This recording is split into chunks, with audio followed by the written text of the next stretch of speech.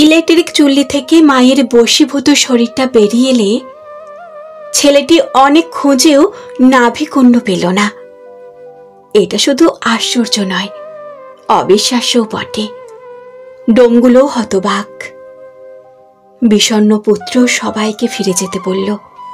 শ্মশান সংলগ্ন গঙ্গার ধারে একাই বসে রইল সে।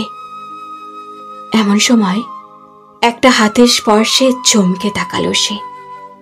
একটা বুড়ি, মাথায় ঘোমটা টানা, কাঁপা কাঁপা গলায় সে বলল, বাবা, দুঃখ করিস না। শেষ বয়সটা বৃদ্ধাশ্রমে কাটালে মায়ের সাথে ছেলের নারীর টানটা এমনিই কেটে যায় রে বাবা। তাই তার উৎস আর খুঁজে পাওয়া যায় না। বুকটা কেঁপে উঠল ছেলেটার। কে তুমি বলে পেছনে তাকালো। কেউ কোথাও নেই, শুধু দমকা হাওয়ায় শিরীষ গাছটা পাগলের মতো দুলছে।